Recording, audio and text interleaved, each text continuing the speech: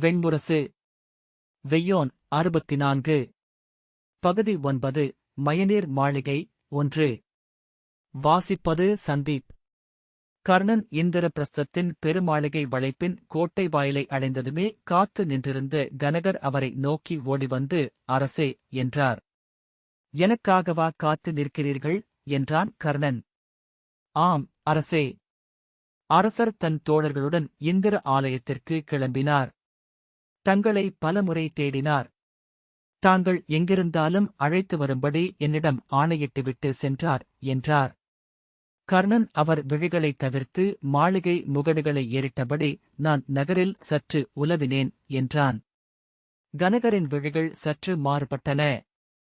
நன்று என்றபின், தாங்கள் இப்போது இந்திர ஆலயத்திற்கு செல்ல விழைகிறீர்களா என்றார். ஆம், செல்வதற்கென்ன? செல்வோம் என்றான் கர்ணன். தாங்கள் அரச உடை அணியவில்லை என்றார் கனகர். நான் இந்திரபிரஸ்தத்திற்கு அரசனாக வரவில்லை என்றான் கர்ணன்.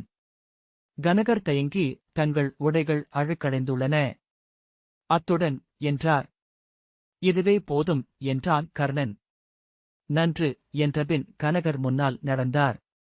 அரண்மனை பெருமுற்றம் தலைப்பாகைகளாலும் சுடர்மின்னும் படைக்கலங்களாலும் பல்லக்குகளின் துணிமுகடுகளாலும் தேர்களின் குவை மாடங்களாலும் யானை மத்தகங்களின் நெற்றிப்பட்டங்களாலும் புறவியேறிய வீரர்களின் மார்புக் கவசங்களாலும் அவற்றினூடே பரந்த கொடிகளாலும் மெல்லச் சுழன்ற சித்திரத் தூண்களாலும் நெளிந்தமைந்த பாவட்டாக்களாலும் வண்ணவெளியாக பெருகி அலை நிறைந்திருந்தது. பந்தங்களின் செவ்வெளிச்சம் அத்தனை வண்ணங்களை எப்படி உருவாக்குகிறது என்று வியந்தான். செவ்வொளியின் மாறுபாடுகளை சித்தம் வண்ணங்களாக்கிக் கொள்கின்றதா? கனகர், இவ்வழி அரசே, இவ்வழி என்று சொல்லி முற்றம் முழுக்க நெறிப்பட்ட உடல்களின் நடுவே அந்தந்த கணங்களில் உருவாகி இணைந்த இடைவெளிகளை கண்டுபிடித்து ஆற்றுப்படுத்தி அவனை அழைத்துச் சென்றார். கொந்தளித்த வண்ணத் தலைப்பாகைகளுக்கு மேல் எழுந்து அவன் முகம் நெடுந்தொலைவிலேயே தெரிய அனைவரும் திரும்பி நோக்கினர். எவரோ கதிர்மைந்தர். கர்ணன் என்றார். அங்கநாட்டரசரா என்று யாரோ கேட்டார்கள். அங்கர். வெய்யோன் மகன். சற்று நேரத்திலேயே அவன் சென்ற வழியெங்கும் அவனைப் பற்றிய வியப்பொலிகளும் வாழ்த்தொலிகளும் எழுந்தன. முட்டி உந்தி உடல்களில் அலை எழ அவனை நோக்கி வந்தது முற்றத்துப் பெருங்கூட்டம். அரசே, விரைந்து நடவுங்கள். தங்களை சூழ்ந்து கொள்ளப் போகிறார்கள் என்று சொன்னபடி கனகர் ஓடினார். கர்ணன் தன் மாறானடையில் தன்னைச் சூழ்ந்து மின்னிய விழிகள் எதையும் பார்க்காமல் நிமிர்ந்த தலையுடன் நடந்து அரண்மனையின் படிகளில் ஏறினான். அவன் நிமிர்வே அவனை எவரும் அணுக முடியாது செய்தது. அரண்மனையின் விரிந்த இடைநாழியில் தூண்கள் தோறும் நெய்ப்பந்தங்கள் எரிந்தன. பட்டுத்திரைகளும் பாவட்டாக்களும் காற்றில் உலைந்தன. அகன்ற சுடர்கள் யானைக்காது போல கிழிப்பட்டு பறந்தபடி மெல்ல அசைந்தன. கனகர், இவ்வழியே கரவுப்பாதை ஒன்று மலைக்குமேல் ஏறுகிறது. நேராக இந்திரனின் ஆலயத்திற்குள்ளேயே கொண்டு விட்டுவிடும், வருக என்றார். கர்ணன், சுரங்கப்பாதையா என்றான். ஏன் என்று கனகர் திரும்பி நோக்கினார். கர்ணன் இல்லை என்பது போல தலையசைத்தான். இடைநாழி வழியாக அவருடன் சென்றபடி, எதற்காக இந்த கரவுப்பாதை என்றான். அரசகுடியினர் செல்வதற்காக என்று எண்ணுகிறேன் என்ற கனகர். வெளியே சுற்றுப்பாதை 7 வளைவுகளாக சென்று ஆலயத்தை அடைகிறது. அங்கே இப்போது மானுட உடல்கள் செறிந்துள்ளன. காற்று கூட ஊடுருவ இயலாது. இங்கே உள்ளே 1500 படிகள் மட்டும்தான். கர்ணன் மீசையை நீவியபடி நடந்தான். தாங்கள் வெளியே சென்றது குறித்து அரசர் கவலை கொண்டார் என்றார் கனகர். ஏன் என்றான் கர்ணன். இங்கே இன்னமும் நாகர்கள் இருக்கிறார்கள் என்று சொல்லப்படுகிறது. அவர்கள் உரகங்களைப் போல மண்ணுக்குள் வாழ்பவர்கள். அருகுவேர் போல அழிக்க முடியாதவர்கள். உழங்கவர்களை அறிந்தவர்கள். அவர்கள் நம் விழிகளை நோக்கினால் தங்கள் எண்ணங்களை நம்முள் விதைத்துச் சென்று விடுவார்கள். நம் எண்ணங்களாக அவர்களின் சொற்கள் நம்முள் ஓடும். நாகர்களின் இமையாவழியே அவர்களின் மாபெரும் படைக்கலம். கர்ணன் ஒன்றும் சொல்லாமல் தலைகுனிந்து தன் கால்களை நோக்கியபடி நடந்தான். சுரங்கப்பாதையின் வாயில் பெரிய மரக்கதவுகளால் மூடப்பட்டு 12 வேலேந்திய காவலரால் காக்கப்பட்டது. கனகரைப் பார்த்ததும் ஒரு வீரன் தலை வணங்கினான். அவர் சொல்வதற்கு முன்னதாகவே அவன் அருகிலிருந்த ஆழியை சுழற்ற ஓசையின்றி இருகதவுகள் திறந்தன. உள்ளிருந்து யானையின் துதிக்கையிலிருந்து என நீராவி வந்து அவர்கள் மேல் பட்டது. உள்ளே ஆடைகள் பதிக்கப்பட்டு சீரான வெளிச்சம் பரவும்படி செய்யப்பட்டிருந்தது. நுழைவாயில் ஒரு மெல்லிய திரைச்சீலை போல தோன்றியது. வருக என்றபடி கனகர் உள்ளே சென்றார். அவர்களுக்குப் பின்னால் கதவுகள் மூடிக்கொண்டன. எங்கிருந்தோ வந்த ஈரவெங்காற்று சுரங்கப் பாதையை நிறைத்திருந்தது. சிறிய ஒடுங்கலான படிகளில் வெளிச்சம் மிகுதியாக விழும்படி அமைக்கப்பட்டிருந்தன. ஆடிகள் வளைந்து வளைந்து மேலேறியது. தவளை முட்டையின் சரம் என கர்ணன் எண்ணினான். மூச்சிறைக்க மேலேறியபடி கனகர் அங்கு விழாமுறைமைகள் இந்நேரம் முடிந்திருக்கும் என்றார். கர்ணன் தலையசைத்தான். ஜெயத்ரதரும் சிசுபாலரும் சற்று மிகையாகவே யவனமது அருந்தினார்கள். அவர்களிடம் நீராடிவிட்டு ஆலயத்திற்குச் செல்வதே நன்று என்று நான் சொன்னேன். என் சொற்களை அவர்கள் கருத்தில் கொள்ளவில்லை. கர்ணன் ஒன்றும் சொல்லாததை திரும்பிப் பார்த்துவிட்டு அவர்கள் செல்லும்போதே விதுரர் அனைத்தையும் தெரிந்து கொள்வார். என்னைத்தான் அதற்காக கண்டிப்பார் என்றார். தன் பணியைப் பற்றி கர்ணன் ஏதாவது நற்றொல் சொல்ல வேண்டுமென்று கனகர் எண்ணுவதை அவன் புரிந்து கொண்டான். சற்று மடிந்து இளைப்பாற இடமளித்து மீண்டும் மேலேறி மீண்டும் மடிந்த அப்படிக்கட்டில் குனிந்த தலையும் பின்னால் கட்டிய கைகளுமாக நீண்ட கால்களை எடுத்து வைத்து மேலேறினான். விரைவின்றி அவன் மேலேற உடன் செல்ல கனகர் மூச்சிறைக்க வேண்டியிருந்தது. படிகளின் மறுஎல்லையில் மூடிய கதவுகள் தெரிந்தன. கனகர் அதன் சிறிய துளை வழியாக மந்தனச் சொல்லைச் சொல்ல கதவுகள் திறந்தன. அப்பாலிருந்து குளிர்காற்று அருவி போல அவர்கள் மேல் இறங்கியது. அதில் எரியும் நெய்யும் ஈரக்குங்குமமும் புகையும் குங்கிலியமும் கசங்கிய மலர்களும் கலந்த ஆலயமணம் இருந்தது. காட்டுக்குள் விழும் அருவியோசை போல கலந்து எழுந்த குரல்களும் மணியோசைகளும் முழவுகளும் கைத்தாளங்களும் வெவ்வேறு உலோக ஒலிகளும் பறவை கூட்டம் போல அவர்களை சூழ்ந்தன. இந்திர ஆலயத்தின் இடைநாழி ஒன்றிற்குள் நுழைந்திருப்பதை கர்ணன் கண்டான். இங்கிருந்து இடைநாழியினூடாக முதல் வலச்சுற்றுக்கு செல்லலாம் என்றார் கனகர். வருக என்று முன்னால் சென்றார். வலச்சுற்றுக்குள் நுழைந்ததும் தலைக்குமேல் அதுவரை இருந்து கொண்டிருந்த ஒரு மூடுண்ட உணர்வு அகன்றது. மேலே வளைந்த கூரை முகடு வெண்ணிறச்சுதை பரப்பின்மேல் வரையப்பட்ட முகில்சித்திர பரப்பாக இருந்தது. முகில்களில் கந்தர்வர்கள் யாழ்களுடன் பறந்தனர். கிண்ணறர்கள் சிறகுடன் மிதந்தனர். தேவகன்னியர் உடலொசிந்து நீள்விழிமுனையால் நோக்கினர். வலப்பக்கம் இந்திரனின் ஆலயத்தின் வளைந்து சுவரை மூடிய சிற்பத் தொகுதி வந்து கொண்டிருந்தது. இடப்பக்கம் பெரிய உருளைத் தூண்கள் தாங்கிய கூரை வளைவுக்கு அப்பால் இந்திர பிரஸ்தத்தின் ஒளிததும்பிய தெருக்கள் அலைகளாக இறங்கி கீழே சென்றன. செந்நிற நெய்விளக்குகளும் பந்தங்களும் எரிய சாலைகள் அனைத்திலும் மக்களின் உடைவண்ணங்கள் நிறைந்து கொப்பளித்தன. நகர் எழுப்பிய ஒலி தேனீக்கூட்டின் ரேங்கரிப்பென மேலே வந்தது. தூண்களைத் தழுவி கிழிப்பட்டு உள்ளே வந்து சுழன்று அரைந்து கடந்து சென்ற காற்றில் கீழிருந்து வந்த பந்தங்களின் இருணை மணம் இருந்தது. சுவர்பரப்பு முழுக்க மென்சேற்றுக்கல்லில் செதுக்கப்பட்ட சிற்பங்கள் நிறைந்திருந்தன. இடைவெளியே இன்றி ஒன்றுக்குள் ஒன்று புகுந்ததென அமைந்த சிற்பப் பரப்பு வியப்பூட்டியது. நீர்நிழல் படலம் என எண்ணினான் கனகர். இது கலிங்கச் சிற்பமுறை அரசே. கற்பரப்பை முழுவதும் சிற்பங்களாக்கி விடுகிறார்கள் என்றார். சிற்பங்களில் இந்திரனின் கதை பொறிக்கப்பட்டிருந்தன. விருத்திராசுரனின் வயிற்றைக் கிழித்து மின்படையுடன் எழுந்தான். திருசிரசின் தலைகளை மின்வாளால் கொய்தான். இரணியாசுரனுடன் பன்னிருகைகளிலும் படைக்கலம் ஏந்தி போர் புரிந்தான். பறக்கும் மலைகளின் சிறகுகளை 18 கைகளிலும் வாளேந்தி பறக்கும் முகில்யானை மேல் அமர்ந்து கொய்தான். கசியபரின் அருகே அமர்ந்த அதிதியின் மடியில் இளமைந்தனாக கையில் தாமரை மலருடன் அமர்ந்திருந்தான். உச்சேசிரவஸ் மேலேறி முகில்கள் மேல் பாய்ந்தான். ஐராவதம் மேல் அமர்ந்து மலைகளை குனிந்து நோக்கினான். வைஜெயந்தமெனும் உப்பருகையில் பாரிஜாத தோள்தாரும் மந்தாரக் குழல் மாலையும் சூடி அமர்ந்திருந்தான். அவன் அருகமர்ந்து இந்திராணி உடலெங்கும் மலர் கொடி தளிர் என பல வடிவில் அணி பூண்டு ஒசிந்திருந்தாள். வியோமயானத்தில் மாதுளி பரிபுறக்க அருளும் அஞ்சலும் காட்டி அமர்ந்திருந்தான். வலப்பக்கம் சயந்தனும் இடப்பக்கம் சதியும் அருள்கை காட்டி நின்றனர். சுதர்மை என்னும் அவையில் அரியணையில் வீற்றிருந்தான். ரம்பையும் ஊர்வசியும் மேனகையும் நடனமிட்டனர்.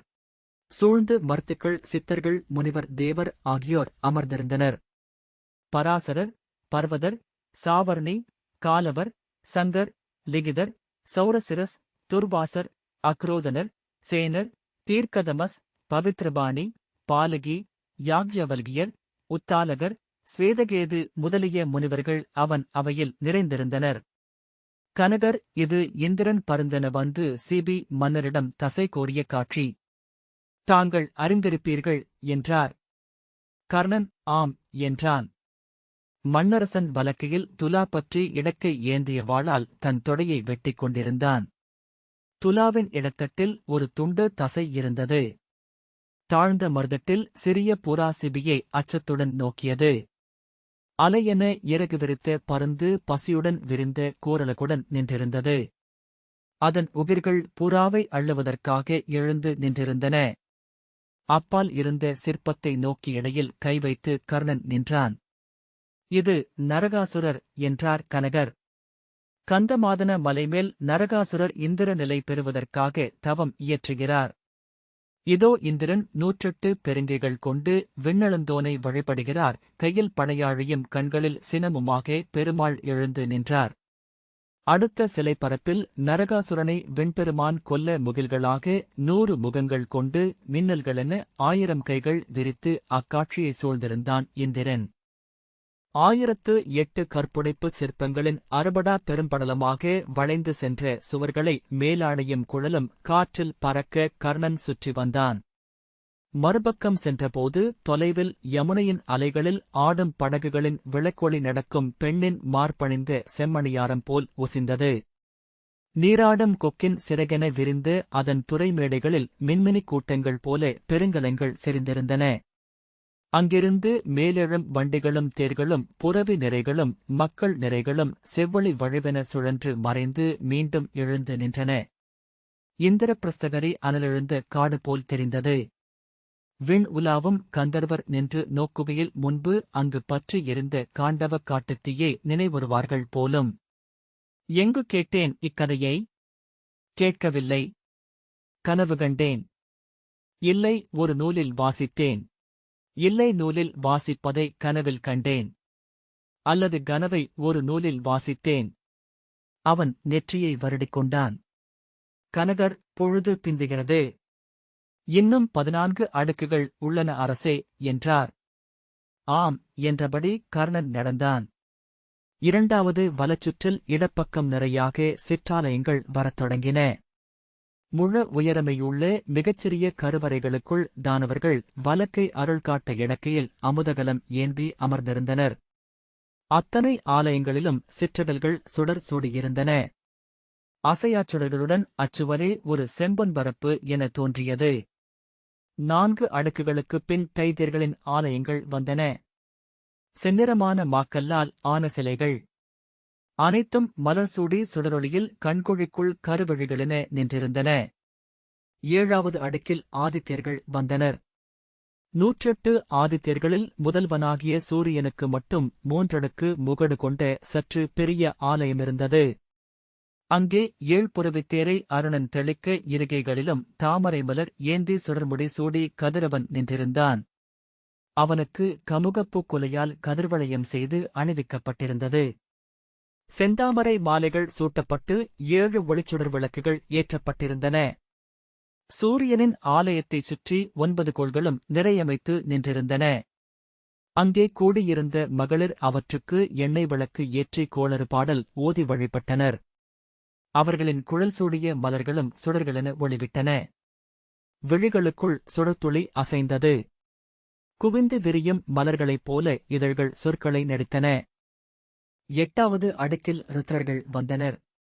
ரைவதன், அஜன், பவன், பீமன், வாமன், உக்ரன், ரிஷாகபி, அஜய்கபா, அஹிர்புத்ரியன், பஹுரூபன், மகான் என்னும் 11 ருத்ரர்களும் குவைமாடக் கோயில்களின் கருவறை பீடங்களில் நின்றிருந்தனர். ஒவ்வொரு தெய்வமும் கைசுட்டி ஒரு சொல்லை உரைத்து நின்றிருந்தது. அத்தனை இதழ்களும் ஒற்றைச் சொல்லையே சொல்வது போலவும் சொல்லிறை ஒன்றை அமைத்து அழியா நூலொன்றை கேளாச் செவிக்கு அனுப்புவது போலும் தோன்றியது. 9வது சுற்றுப்பாதையில் 8 வசுக்களின் ஆலயங்கள். அனலன், அனிலன், ஆபன், சோமன், தரன், துருவன், பிரத்தியூடன், பிரபாசன் ஆகியோர் 7 முடிகள் சூடி மலரணிந்து நின்றிருந்தனர். 10வது சுற்றுமுதல் முனிவர்களுக்குரிய ஆலயங்கள் வந்தன. ஒவ்வொரு முனிவரையும் சுற்றி தேவர்கள் சூழ்ந்திருந்தனர். கந்தர்வர்களின் இசைக்கருவிகள் மீதெல்லாம் ஒரு வெண்மலர் சூட்டப்பட்டிருந்தது. 12 வலச்சுற்றுகளைக் கடந்து மைய ஆலயத்திற்குச் செல்லும்போது அவன் கால்கள் தளர்ந்திருந்தன. அச்சுற்றுப்பாதை சென்றடைந்து பெரிய களம் ஓர் ஆலயத்திற்குள் அமைந்தது என்பதை அங்கு நிற்கையில் உள்ளம் ஏற்கவில்லை. செண்டு வெளிக்கு நிகரான விரிவு கொண்டிருந்து அதன் நடுவே செந்நிறக் கற்களால் கட்டப்பட்ட இந்திரனின் கருவறை ஆலயம் 7 அடுக்கு கோபுரத்துடன் கிழக்கு நோக்கி நின்றிருந்தது. கிழக்கு வாயில் விரியத் திறந்து விண்மீன் செறிந்த வானை காட்டியது. மறுபக்கம் மேற்கு வாயிலுக்கு அப்பால் இந்திரபிரஸ்தத்திலிருந்து பொங்கி விரிந்த எரியம்புகள் கணநிறத்து பெருமலர்கள் என விரிந்து ஒளிர்ந்து அணைந்து மீண்டும் மலர்ந்தன. வடக்கிலும் தெற்கிலும் இருந்த வாயில்கள் பாதியளவே பெரியவை. 4 வாயில்களிலிருந்தும் மக்கள் வண்ணத் தலைப்பாகைகளும் மின்னும் அணிகளும் சிரிக்கும் பற்களும் களிக்கும் விழிகளுமென வந்து கொண்டிருந்தனர். பூசனை தொடங்கிவிட்டது. அரசர்கள் நிறை அமைந்துவிட்டனர் என்றார் கனகர். ஆம் என்றபடி கர்ணன் மாறானடையுடன் அவரைத் தொடர்ந்து சென்றான். சூழ்ந்திருந்த அனைவரும் அவனை அடையாளம் கண்டு கொண்டனர். மெல்லிய குரல்கள் தன் பெயரை சொல்லி வியப்பதை அவன் கேட்டான். இந்திரனின் மையக் கோயில் 12 சுற்று இதழ்மலர்வுகளுக்கு நடுவே எழுந்த புள்ளிவட்டம் என அமைந்திருந்தது. நிலந்தாங்கி ஆமைகள் மீது எழுந்த கவிழ்ந்த தாமரை வடிவ அடிநிலைக்கு மேல் எழுந்த தாமரைத் தளமும், அதற்கு மேலாக 8 வளையங்களுக்கு மேலேலே வட்டச்சுவரும், அது சென்று சேர்ந்து கூரைச் சந்திப்பில் மலர்ந்து கீழே வளைந்த இதழடுக்குகளும் கொண்டிருந்தது. ஒவ்வொரு இதழ் வளைவையும் குறுகிய உடலும் விழித்த கண்களும் கோரைப் பற்களும் கொண்ட மதனிகை ஒருத்தி தாங்கிக் கொண்டிருந்தாள். புஷ்பயட்சிகள் மலர்களை வளைத்து உடலசித்து நின்ற பரப்புக்கு மேல் எழுந்த முதற்கோபுரத்தில் கிண்ணரர் கிம்புருடர், அதற்கு மேல் வித்யாதரர், அதற்கு மேல் கந்தர்வர் செறிந்திருந்தனர். தேவர்கள் பறந்தபடி கீழ் நோக்கி புன்னகைத்தனர்.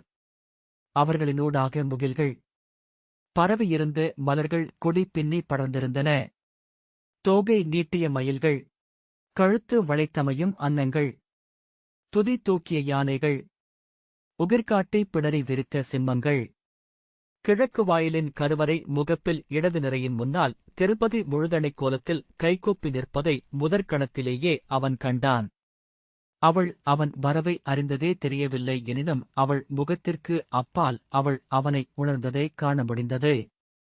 அவள் அருகே பானுமதியும் அசலையும் அரசணைக் கோலத்தில் நின்றிருந்தனர்.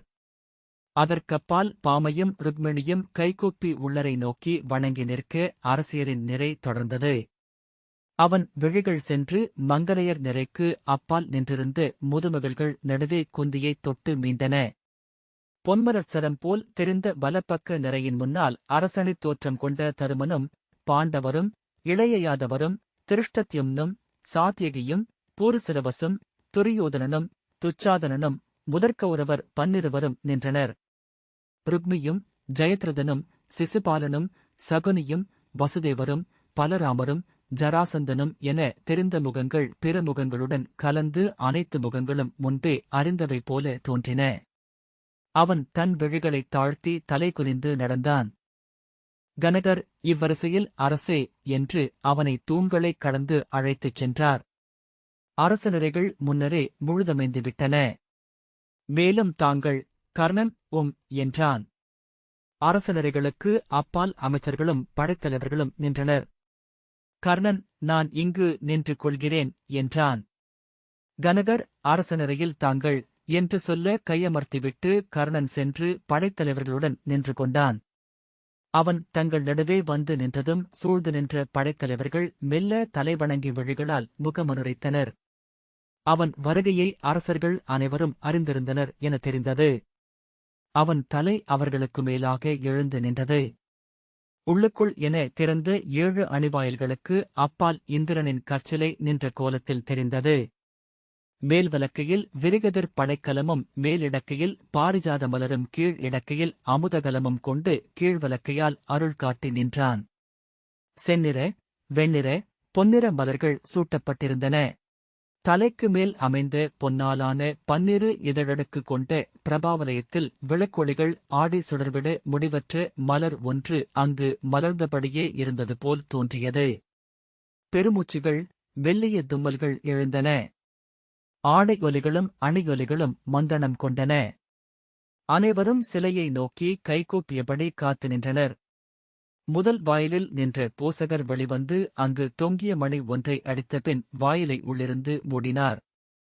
எதிர்நிலையில் மேடை மேல் நின்றிருந்த இசைச்சூதன் கையசைக்க மங்கள இசை எழுந்தது. ஆலயம் இசையாலானது போல தோன்றத் தொடங்கியது. மணியோசை ஒலிக்க கதவுகளை பூசகர் திறந்தபோது உள்ளே அனைத்து வாயில்களிலும் சுற்றுச்சுடர்கள் ஏற்றப்பட்டிருந்தன. செஞ்சுடர் வளையங்களுக்குள் இந்திரன் செந்தாமரை நடுவே அமர்ந்த கருவண்டு என எழுந்து நின்றான். 108 நேத்திரியிட்ட கொத்துச்சுடர் விளக்கை வலக்கையில் எடுத்து சிறுமணி குலுக்கி தலைமை வேதியர் சுடராட்டு நடத்தினர். பின்னர் 48 விளக்குகளால் சுடராட்டு, 24 சுடர்களாலும் 12 சுடர்களாலும் 7 சுடர்களாலும் 3 சுடர்களாலும் ஒளியாட்டு நிகழ்ந்தது. ஒற்றை நெய்ச்சுடரை மும்முறை சுழற்றி தலைவணங்கி சுடராட்டை முடித்து அதை வெளியே வைத்தார். துணைப்பூசகர் அச்சுடரை எடுத்து வந்து ஆலயத்தின் நேர்முகப்பில் இருந்த சிறிய எரிகுளத்தில் நெய்யிட்டு அடுக்கப்பட்டிருந்த சமித்திகளுக்குள்